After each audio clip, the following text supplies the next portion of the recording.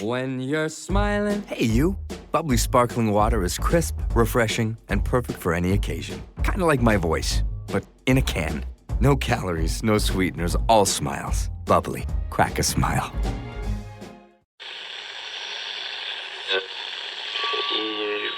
Empire.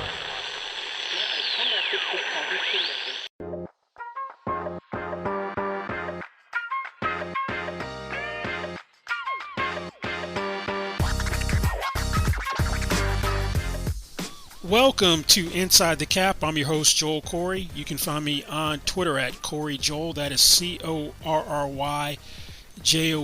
And also read my regular CBSSports.com column, Agent's Take on NFL salary cap and contract matters. We're going to look at two things this time, both related to the Rams, focusing on Aaron Donald and Cooper Kupp. With Donald, it's primarily going to be on implications of him if he follows through on his retirement threat, and also what's a fair deal for Cooper Kupp. Both these guys are underpaid, and the Rams' two biggest priorities between now and the start of the regular season, most likely before the start of training camp, would be to rectify their contract situations. Now, Donald had first threatened retirement, or at least it came out the pregame show for the Super Bowl. Now, I've always thought Aaron Donald's talk of retirement was just a contract negotiating ploy. He wants more money. When he signed his deal back in 2018, the 6-year, $135 million contract extension, averaging $22.5 million per year, he became the first $20 million per year non-quarterback. Now, that deal was really front-loaded, had $80 million of new money in the first 3 new years. But now he's not one of the 10 highest paid non-quarterbacks by average yearly salary. So best player in football, arguably, definitely the best non-quarterback. I've always thought that was when he first came out. It's just he wants more money. He's not going to retire. Now, retirement came up again last week on the I Am Athlete podcast, where he said he is at peace if retiring if he doesn't get a new contract. That wasn't the only major news in that podcast. Also, he revealed that he signed with Kanye West's Donda Sports. That's believed to be just for marketing only, and it doesn't affect his NFL contract representation.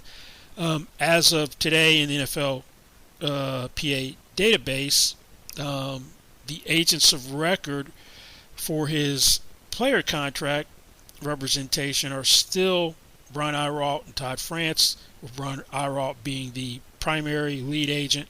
So I don't think it's had any effect on his NFL contract negotiations. Now, I still think it's a contract ploy, but if I represented Donald, I wouldn't have been too happy with some of the comments about I'm playing 8 years, and the I'm at peace, which makes it seem like he could take or leave football. Now, let's say that he does go ahead and retire, then we'll get back to talking about what happens in terms of the deal and so forth. But if he does retire, he's got $8 million of signing bonus proration left from the $40 million signing bonus that he signed in 2018, because that was prorated 2018, 19, 20, 21, and 22. Now, under Article 4, Section 9 of the CBA, collective bargaining agreement, that is, the teams are able to recoup the prorated amount of signing bonus upon retirement. So that could be $8 million. The Rams would be entitled to get back from him if they wanted it back from him. And that contract was really front-loaded. $80 million over 3 years, running from the 3 new years. He's got 3 years left on the contract as is. But also, he's already had a $5 million roster bonus vest for this year on the second day of the league year. Now, the language in that is interesting, and the payment schedule is interesting, at least to me, for people who look at the language in the addendums of contracts. Now, he receives the $5 million if and only if the player earns such amounts by fulfilling the following terms. A, must be a member of the club's 90-man roster on the second day of the 2022 league year. Yep, satisfied that, and player must fulfill each and every material obligation under the contract and report practice play with club throughout the 2022 league year unless such failure to practice or play is as a result of injury or death resulting from players performing services pursuant to contract or unless player's contract is terminated via the NFL waiver system. And the players, the payment schedule is the $5 million is in 1/17th increments over the 2022 regular season, so it hasn't already gotten the money. Then there's other language in there. If player does not repay amounts as provided for herein, club will have the right to offset any and all amounts due hereunder from player from any other source whatsoever, including but not limited to any future payments due club from player. Additionally, player authorizes any subsequent NFL club that employs player to deduct any amount due club pursuant to this roster reporting playing bonus agreement. So basically, he retired. Since he hasn't fulfilled the second part of it, they can get the $5 million back. They haven't paid it, they don't have to pay it. So I'm not sure if the cap relief would become, if they chose to go after the recoup the signing bonus. I'm not sure if the cap relief is this year or next year, but the $5 million they don't have to pay if he decides to retire, because he doesn't start getting it until the regular season starts. But that would be the minor issue, because you can't replace Aaron Donald. He's irreplaceable on this team in this defense. So who's out there? Bring back Ndamukong Suh, who Tampa is moving on from and signed Akeem Hicks, Sheldon Richardson, Larry Ogunjobi. Those would be your options. Now, I don't think for a minute that Aaron Donald is going to retire. Something else that was interesting in the podcast was at the 50-minute mark of that I Am Athlete podcast.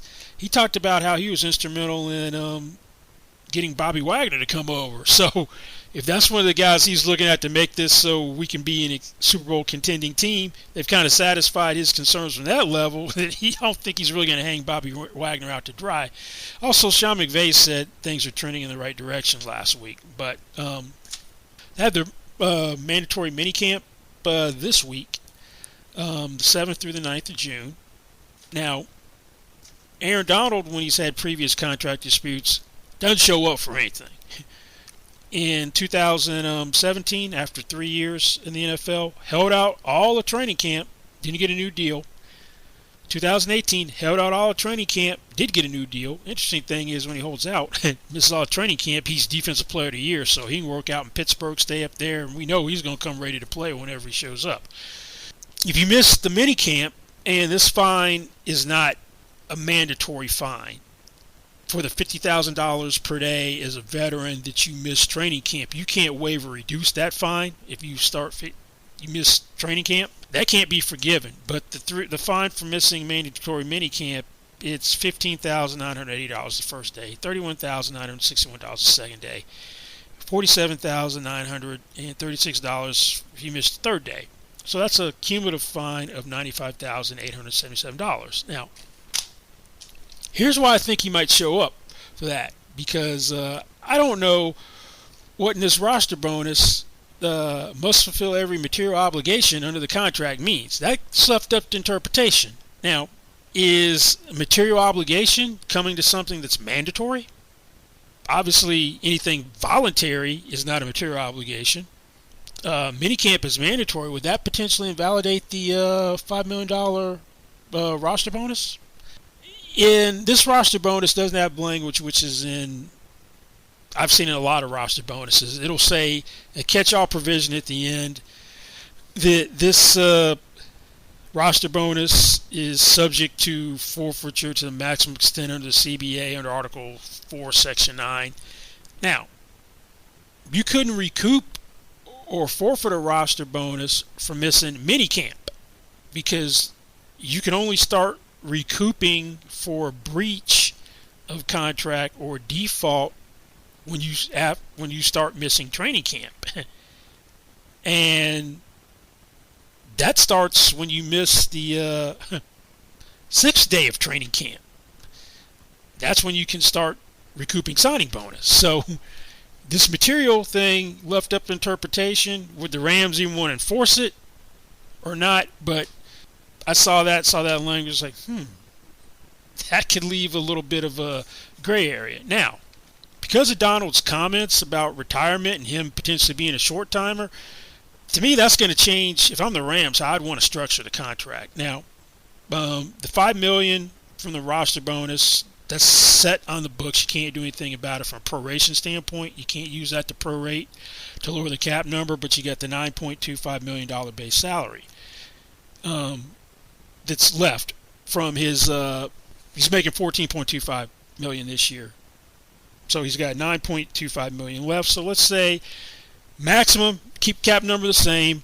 You could take $40 million, turn that into signing bonus, have a $1.25 million base salary. Cap number doesn't change.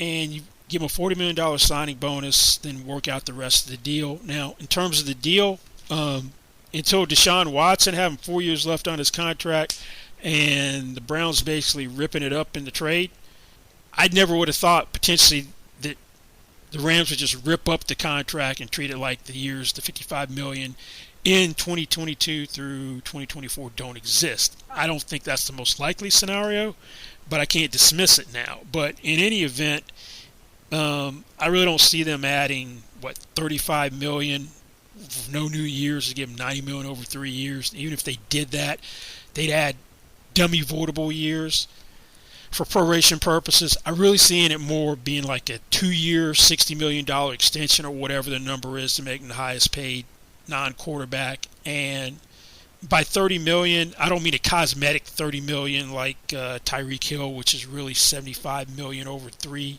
years in the extension average or new money average. He's got $45 million in that last year is how you get to 120 over 4.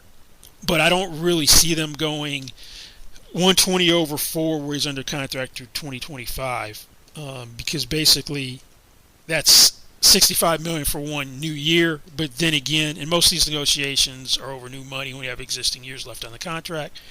But the door's been open because of what the Browns did when Watson had $136 million over 4 years left on his contract. Now, back to how this could impact the structure of the contract. If I'm the Rams, I'm more receptive to put money in a signing bonus because if he retires after 1 year, 2 years, 3 years, I can get money back.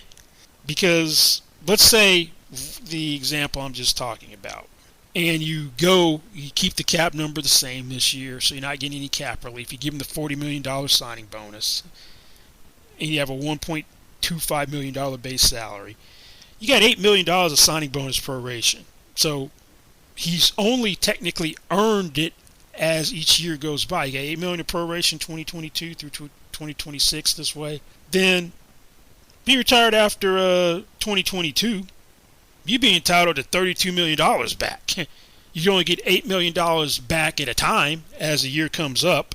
If you're retired after 2024, after 2023, heading into 2024, you could get $24 million. You could get $24 million back. $8 million in 2024, $8 million in 2025, $8 million in 2026. Same thing plays through 2024. Then you get $16 million back, $8 million in 2025, and $8 million in 2026.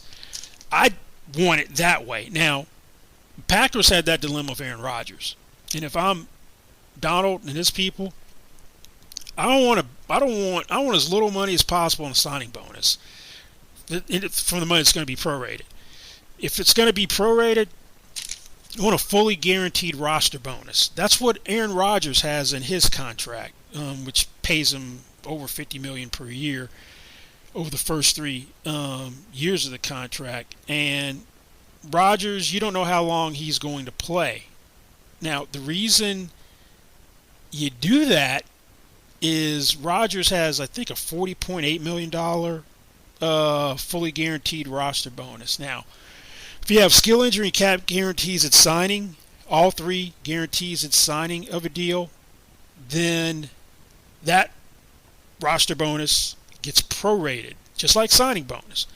But recoupment standards are different for fully guaranteed roster bonuses, option bonuses, and reporting bonuses. There's a distinction between signing bonuses and these three bonuses, and how you can, if there's a breach, recoupment purposes, you can only recoup option, roster bonuses, and reporting bonuses if a breach occurs in the year the money is earned. For the roster bonus, it'd be 2022. So if you had, instead of a $40 million signing bonus, a $40 million fully guaranteed roster bonus that's prorated, Rams can't get the money back after 2022. So I can see that being a sticking point in whatever gets done with Aaron Donald, and I'm operating under the premise they'll get something done and he plays. Now, it's also going to make me not really want to go the signing option bonus route, which is what they've done in the past with some contracts. They did it with Brandon Cooks when he signed back in, I think, 2018 or 19. I forget exactly which year. And then with Matthew Stafford's contract, $60 million signing bonus, $26 million option bonus. As I just said, the option bonus would be earned in 2023, whatever you had in the option bonus, so you couldn't get money back from the option bonus if you wanted to after 2023. So that money would be his if he retired after 2023, free and clear. That's why I would probably go the route of having the automatic conversion rights you typically see in contracts, where you convert money into signing bonus, have big base salaries, obviously going to have money guaranteed.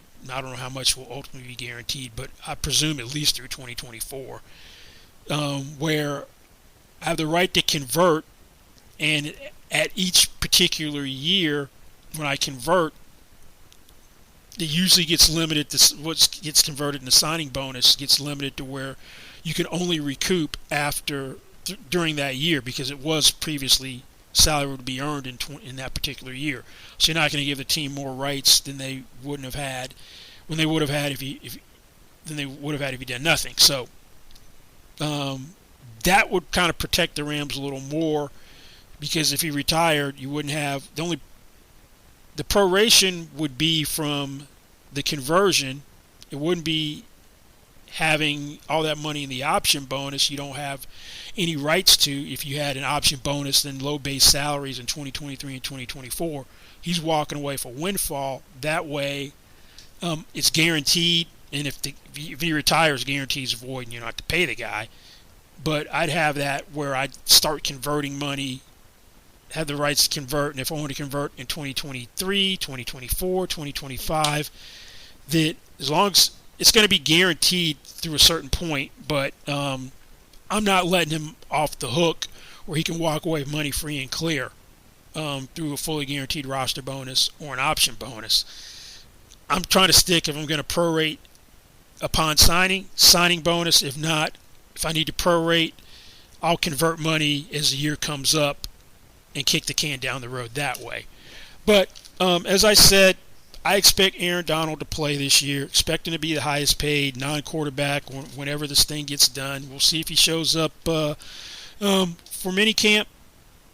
Typically, you don't see deals redone of 3 years, but as soon as retirement came up the Super Bowl, I dismissed it as being something which was a realistic possibility and was just a contract negotiation ploy. I still feel that way, and I'll believe it if I see it.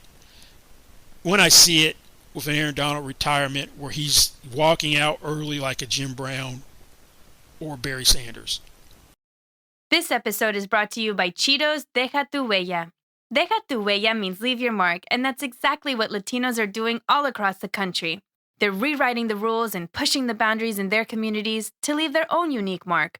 They use their gift, their superpoder, to make an impact, whether it's through art, music, fashion, food, or something else. And Cheetos will celebrate what they're doing by shining a light on their transformative power. The Deja Tu Huella program celebrates those leaving their mark in Latino communities. You can also celebrate by checking out the new podcast, Batman Unburied, on Spotify. Batman Unburied is presented by Cheetos Deja Tu Huella. Visit Batman Unburied on Spotify to learn more. Now on to the Rams' other underpaid superstar in Cooper Kupp. And Kupp and Donald couldn't have more different approaches to their contract situations. One, Kupp has been at the off-season workout program since it started mid to late April. No worries about him not showing up for the mandatory minicamp this week starting on Tuesday.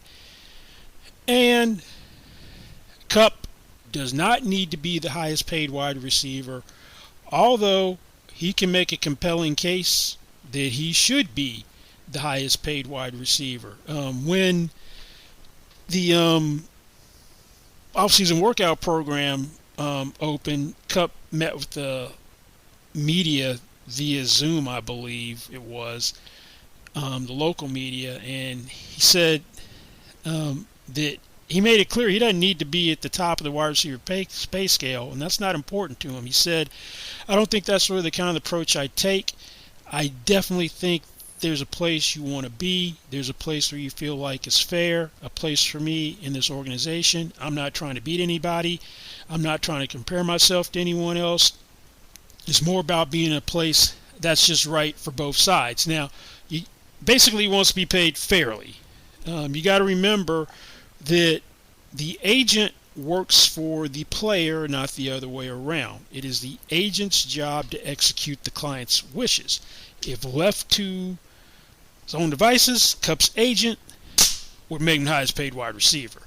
I guarantee you Don Yee, Tom Brady's longtime agent, was not in favor of those hometown discounts Brady started taking after he signed a deal in 2010, an extension for $72 million over 4 years to be the highest paid player in the NFL. When he started reworking his contracts, I think starting in 2013, he started giving the Patriots big discounts. That's driven by Brady, not Don Yee. Don Yee also represents Jimmy Garoppolo. Jimmy Garoppolo had like 5 good games after he got traded from the 49ers and briefly became the highest paid player in football. So you leave it to an agent, he's going to have a player be the highest paid guy, all else be damned. But that's not where Kupp is really looking to go. Thing is, Cooper Kupp signed a 3-year extension averaging $15.75 million per year in 2020, right when the regular season started. He's got 2 years left on his contract for $29.5 million. He's making $14.875 million this year, has an $18.675 million cap number, and $14.625 million next year, cap number $18.425 million. Now, nobody contemplated Cooper Kupp having the type of season that he had this year.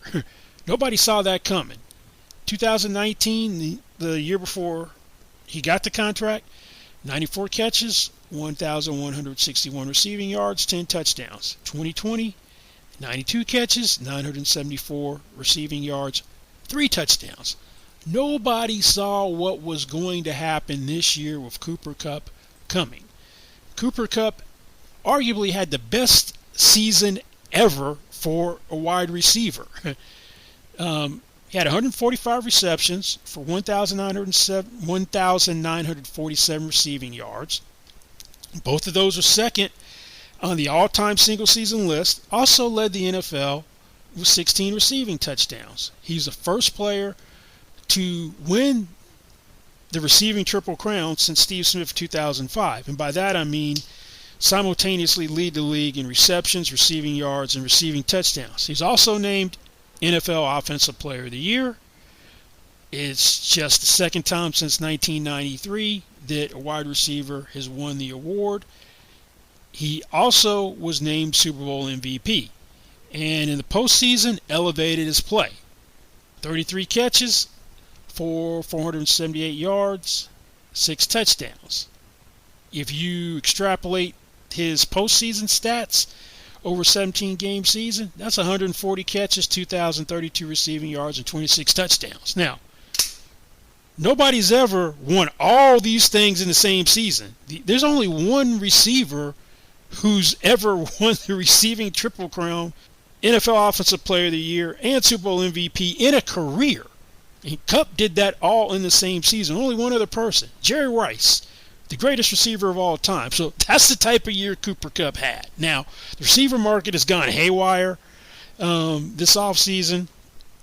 where when you started, you had started the offseason, there were only four $20 million per year wide receivers. Now we're in double digits, and there's going to be more because we got Terry McLaurin, who's in a contract year, DK Metcalf in a contract year, and Deebo Samuel in a contract year. But there's plenty of data to go from. Now you had it was Keenan Allen, who was already there at $20.025 million, Amari Cooper at $20 million, Julio Jones, who was released by the Titans, was at $22 million, and DeAndre Hopkins, the new money average on his extension is $27.25 million. So those are four guys you have. Now, you've had Mike Williams get to $20 million with the Chargers on a 3-year deal for $60 million. You had Chris Godwin to get franchised again, $60 million over 3 years.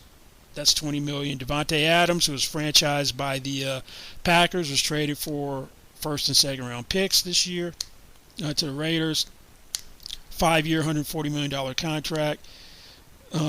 That's inflated cosmetically. It's really 67.5 over 3 years. That's the realistic years he's going to play. Under this contract, they're going to adjust it if he's still going strong after 2024. DJ Moore, scheduled to play in a 5th-year option for $11.116 million. 3-year, $61.884 million extension, averaging $20.628 million.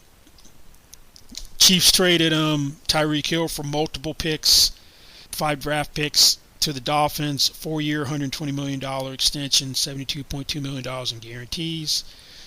As I said earlier, it's really 75 over 3 in new money.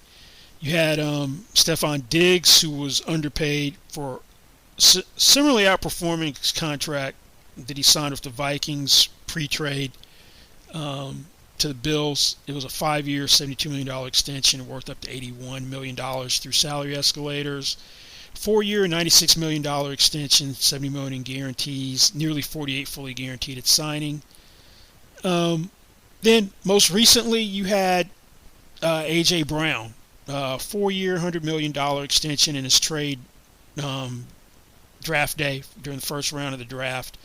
From the Titans to the Eagles, $57.2 million in guarantees. Now, since Kupp doesn't want to be the highest paid guy and only wants to look at what's fair, wants a fair deal, so what would be a fair deal? So one thing I've done is I've calculated 3 different points of a range of fairness. The average of the 10 highest paid wide receivers, the average yearly salary, looking at new money, is just a shade over 22.2. The average contract length is 3.4 new years. Average of the 5 highest paid wide receivers is just over 24.5 million. Average contract length 3.2 years. Average of the 3 highest paid wide receivers 25.55 million. Average 3 new years. So the range to me is really 22 to 26 for a fair deal for Cooper Kupp. So if he's signing anything below that range, then he's giving the Rams a gift. But that's really where the fair range is. He's got 2 years left, so it could be 3 new years, 4 new years. The most analogous guy is Diggs at 96 over 4. He had 2 years left on his contract. Diggs in 2020, his first year with the Bills, led the NFL in receptions and receiving yards. Numbers weren't close to where Kupp was, but still, nonetheless, led the league. So if you're talking fair, that's really the range. And then the Rams do have a little experience in this because they readjusted Robert Woods' deal when he had 2 years left on his contract. Gave him a 4-year extension because he wasn't making anything remotely close to what Kupp was making. And they did it about a week after Kupp's deal. He was on a 5-year, $34 million contract worth up to $39 million in incentives. So they readjusted his contract because Woods from through 18 and 19, those 2 seasons, was one of 7 players with 175 receptions and 2,350 receiving yards. So he was a lot more productive than anyone imagined. Now, to me, since I'm not going to be the highest paid guy, structure matters more to me than anything else. If I'm giving you a break on the money, you got to give me a player-friendly structure. And it can't be how you did Woods's, because Woods's is kind of backloaded. And by that, I mean there's more money in the last 2 New Years than the first 2 New Years. A neutral deal would be to have 25% after the first New Year, 50% after the second New Year, 75% after the third New Year. His is a little backloaded. Now, Diggs has cash flow kind of like you would see in a quarterback deal, and quarterbacks typically get the most favorable cash flow. So I'd want to try to mimic Diggs's cash flow, percentage new money after each new year, and it's on par with what the Rams did with Jared Goff when they gave him the extension in 2019, which tied him with Aaron Rodgers, the second highest paid player in the league. So that would be my big issue, since I'm cutting you a break on the salary. Really, 22 to 26 million, the midpoint of that is where Diggs is. If I can get similar type cash flow to Diggs, call it a day. That might be 50 million fully guaranteed at signing. Maybe you have overall guarantees about 70 million, and Diggs has 40.5 million in new money through the first new year. It's 60.8% through the second new year, then 81.3 through the third new year. Compare that to Goff. Goff was at 42.9, 61.9, and 80.6. So I want this thing kind of front loaded if I'm Cooper Kupp, because I'm giving you a break on the average. Well, that's going to be it for this week's Inside the Cap. Thanks for listening. Don't forget, you can find me on Twitter at Corey Joel. That is CORRYJOEL. And also read my regular CBSSports.com column, Agents Take on NFL Salary Cap and Contract Matters. And we'll see you back here next time. Goodbye.